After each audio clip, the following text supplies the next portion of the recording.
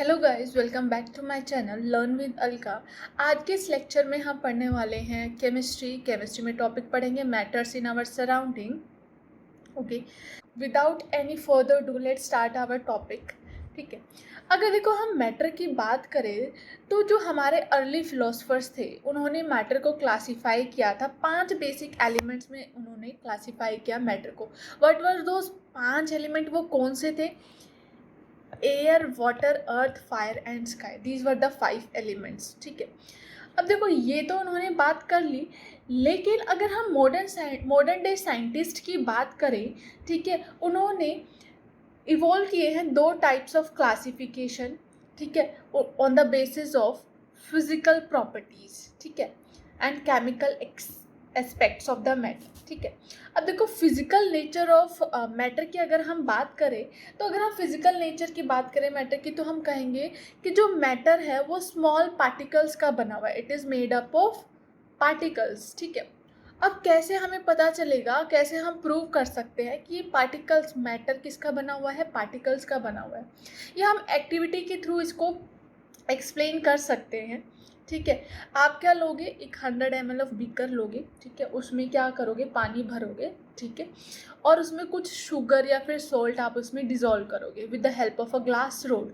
ठीक है, फिर उसके ऑब्जर्व करोगे change in the water level. क्या कोई चेंज आएगा वाटर लेवल में? नहीं, बिल्कुल नहीं आएगा, क्योंकि जो मैटर था, ठीक है, वो पार्टिकल्स का बना हुआ है और पार्टिकल्स के बीच में क्या होता है? स्पेस होता है। ठीक है, और उस स्पेस में जो भी हमने वाटर के जो पार्टिकल्स थे उनके बीच में स्पेस था, और उसी स्पेस के बीच में आपके शुगर और सॉल्ट के पार्टिकल्स एडजस्ट हो गए। ठीक है, अब देखो जब शुगर और सॉल्ट कितना, शुगर का अगर आप देखो तो क्यूब कितना छोटा सा होता है, जब वो डिज़ोल्व हो जाता है तो वो फर्दर पार्टिकल्स में टूट जाता है, वेरी स्मॉल पार्टिकल्स, और वो वाटर के जो पार्टिकल्स है वहाँ पे जाके एडजस्ट हो। तो आप देख सकते हो कितने छोटे पार्टिकल्स से ये मैटर बने हुए होते हैं। ठीक है, now another physical nature of matter is how small are this particle. कितने स्मॉल है ये पार्टिकल? ये बहुत ही स्मॉल पार्टिकल्स होते हैं। ठीक है, ये भी हम एक एक्टिविटी के थ्रू हम प्रूव कर सकते हैं। इसमें हम क्या लेंगे? 2 से 3 पोटेशियम पर मैग्नेट लेंगे और उसको डिज़ोल्व करेंगे 100 ml ऑफ वाटर में। ठीक है, आप क्या लेंगे? पोटेशियम पर मैग्नेट,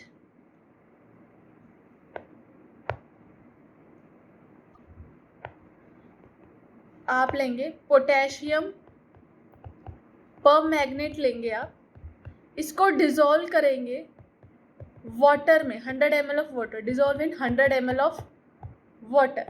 जब आप इसको डिज़ोल्व करोगे, 2 से 3 क्रिस्टल लोगे। ठीक है, जब आप इसको डिज़ोल्व करोगे पानी में, ठीक है, ये मैंने बीकर लिया, इसके अंदर पानी है, इसमें मैंने पोटेशियम पर मैग्नेट के क्या डाल दिए?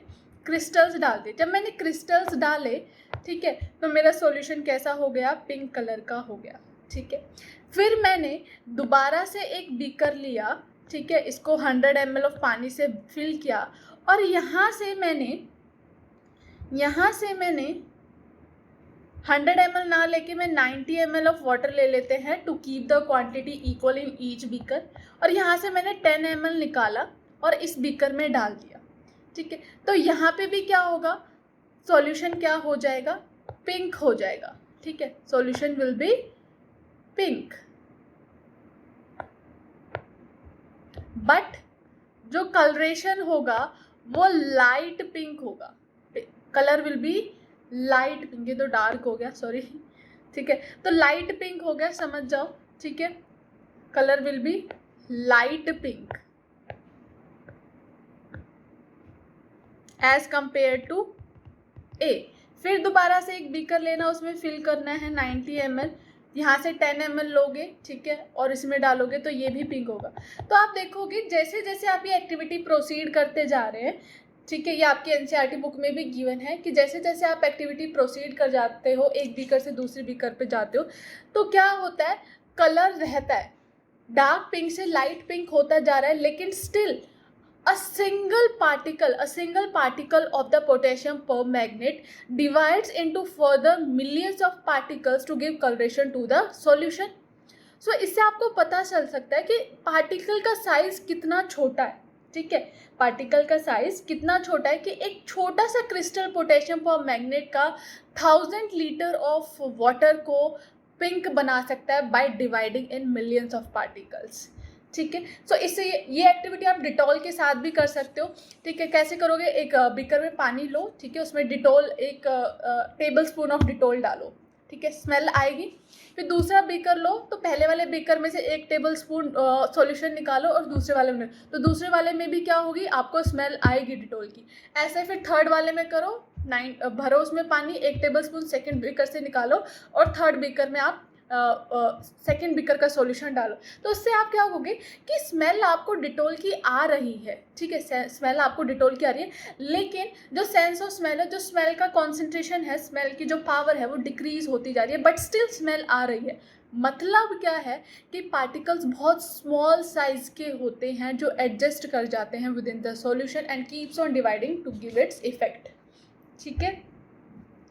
सो इससे हमें पता चलता है कि पार्टिकल्स बहुत स्मॉल साइज के होते हैं। Now we will study the characteristics of particles of matter. Particles of matter की कैरेक्टरिस्टिक्स रीड करेंगे।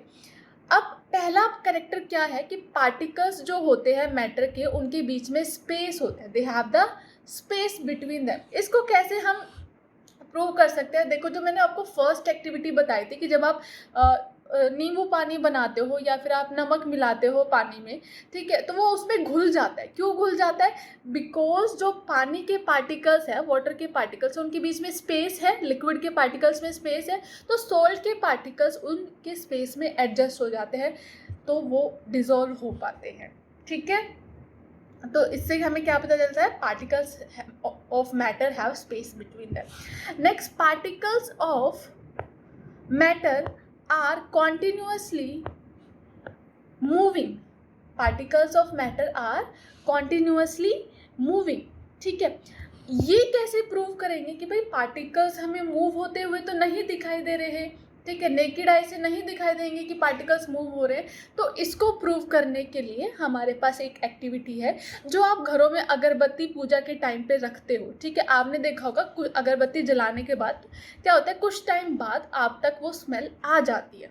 क्यों आ जाती है, बिकॉज जब आपने इंस्टेंट स्टिक जलाई तो क्या हुआ, पार्टिकल्स ने धीरे धीरे करके मूव करे एयर में, एयर के पार्टिकल्स क्या कर रहे हैं, मूव कर रहे हैं। तो जो इंसेंस स्टिक की जो खुशबू थी by the movement of particles वो आप तक पहुंच गई। तो इससे क्या पता चल रहा है कि पार्टिकल्स क्या करते हैं, मूव करते हैं।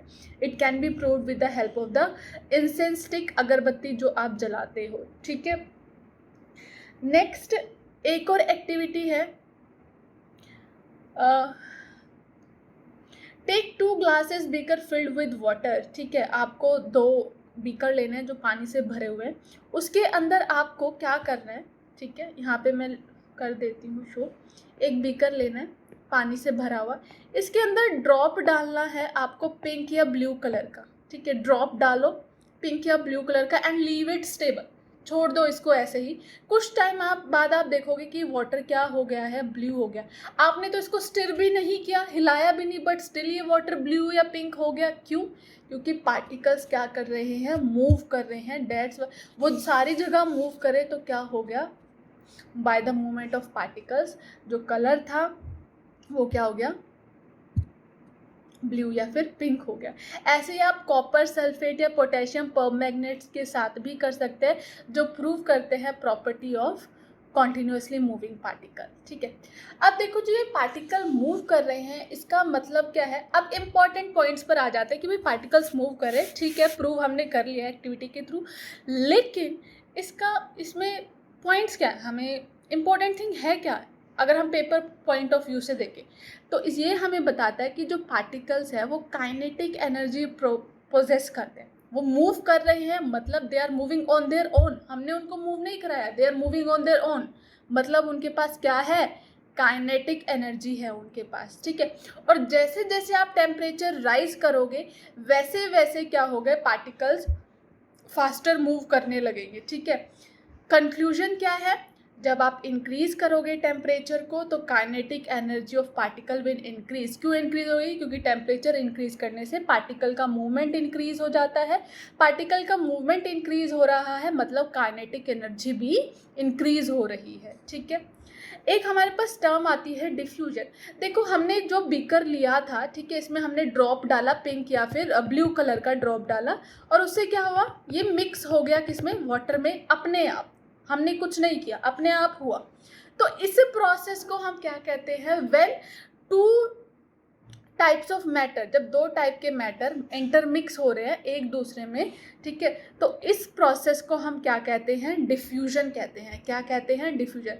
Intermixing of two different types of matter on their own is called diffusion. और जो ये डिफ्यूजन है ये होता है मिक्सिंग ऑफ मैटर, जो हाई कॉन्सेंट्रेशन का मैटर होगा वो लो कॉन्सेंट्रेशन की तरफ मूव करेगा। ठीक है, matter of high concentration move to low concentration, जहाँ पे उसकी कॉन्सेंट्रेशन कम होगी।